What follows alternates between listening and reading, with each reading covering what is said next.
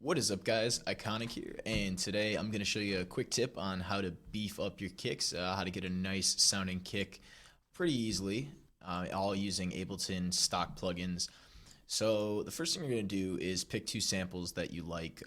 I got here a top kick and a bottom kick. I'll solo these real quick. Now I kind of like the top end of that. I'm going to EQ it so none of the low end gets in, and then now I have a bottom kick. So I kind of like the bass in there. So the first thing I'm going to do is I have these loaded into samplers here. I'm going to put them on one-shot mode. I just prefer working in that mode. So once the MIDI triggers, it plays the whole length of the sample. And then you can disengage snap. If you noticed, it snaps to this zero crossing point here.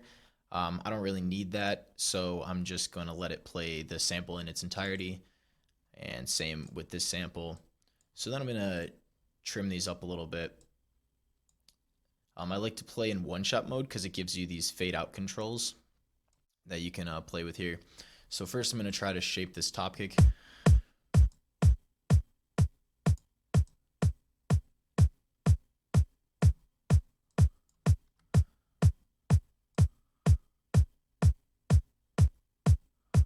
So kind of like that beater. I'm going to get rid of the low end.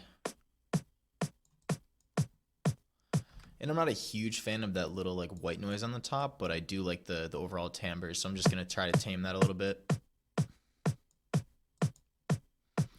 So that sounds pretty good. Now I'm going to move to the bottom kick and do the opposite.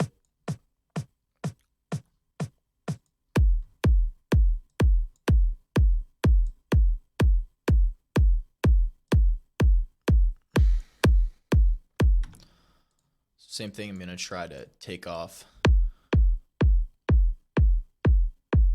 some of that top end, but not all of it.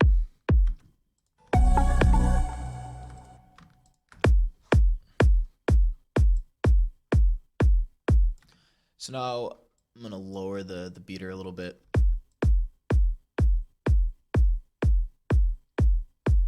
And it's still a little hollow, so I think I want to copy this and make a kind of like a middle kind of body type of kick.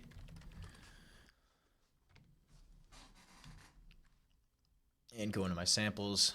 This ADSR sample manager, if you don't have it, it's a great plugin. Basically just analyzes your whole sample folder.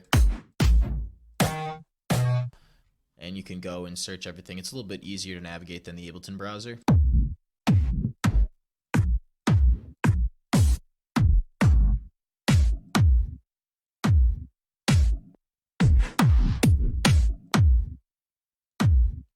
So I kind of like this kick here. So I got the body kick loaded. Check that in.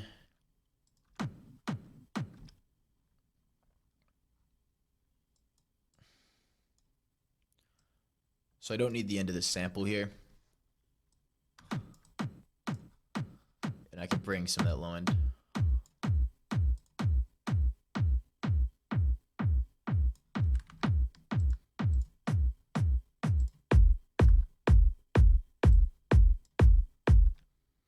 I could use even less of that.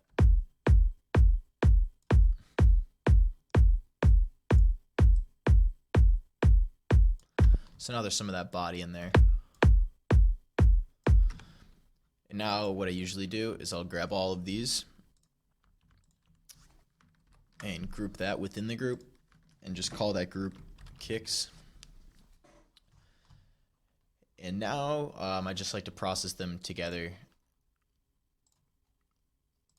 EQ, glue compressor, and then maybe a little OTT if I need it. So I'll bypass the OTT. Now for glue compressor, I'd like to take advantage of the soft clipping here. So you really gotta like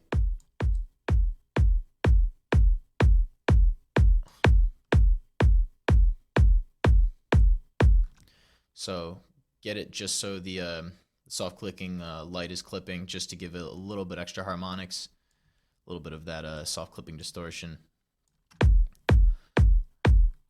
And because it's a quick attack and a quick release, at least for house music, which is what I'm making, you want to adjust those accordingly. typically, for rule of thumb, want the release to be at a rate at which it's like finishing before the kick fires again, just so it's not triggering again while it's mid-release. So if you can see there on 0.4, it's not quite getting back to 0. So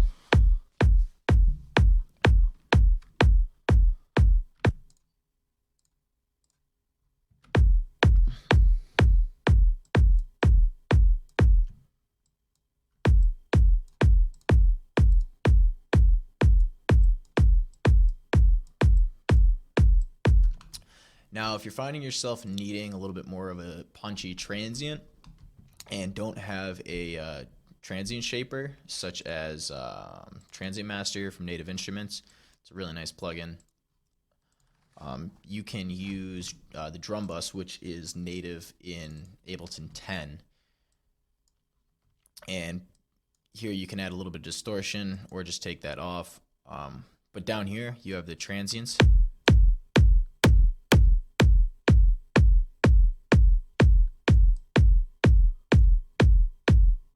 You can either add or take away. I actually thought it was a little sounded a little bit better when I take some of the transients away, because it was already pretty transient from this bottom kick, and the top kick has a pretty clicky sound.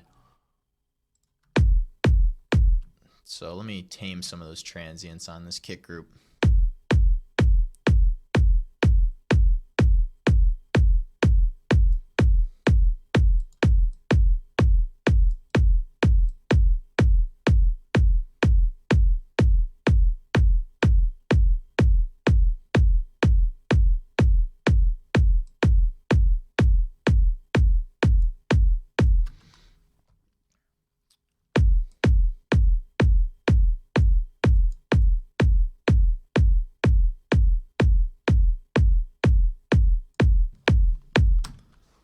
And then if you wanted to add some OTT, I don't really like the default settings. I'd have to go in and play with this a lot. Definitely bring down the release.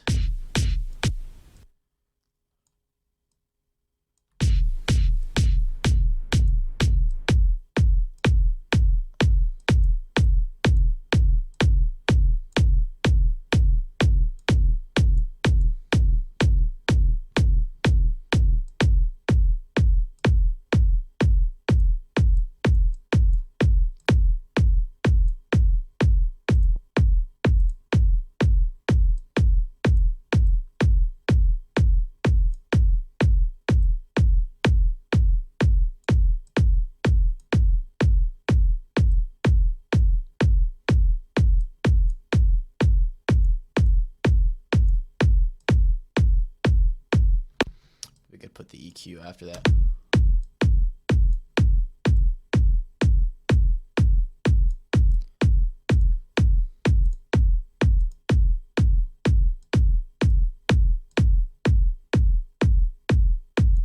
Maybe we could just add a little bit, just for a little bit of distortion.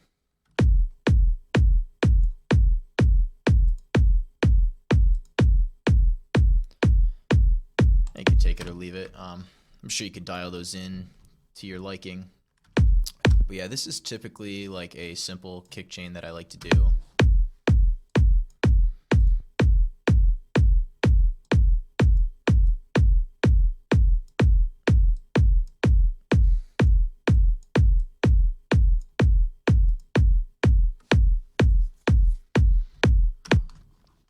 So now if we were to mute all of these,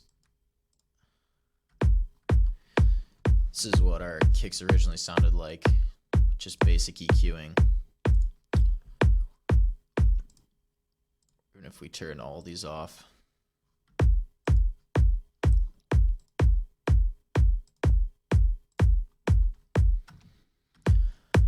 So this is what we had before.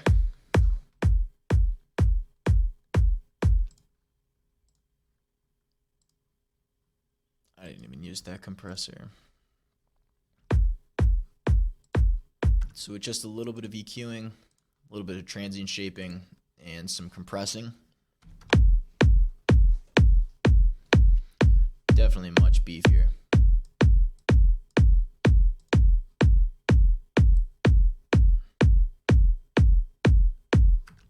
Bring that in to make it a little more punchy.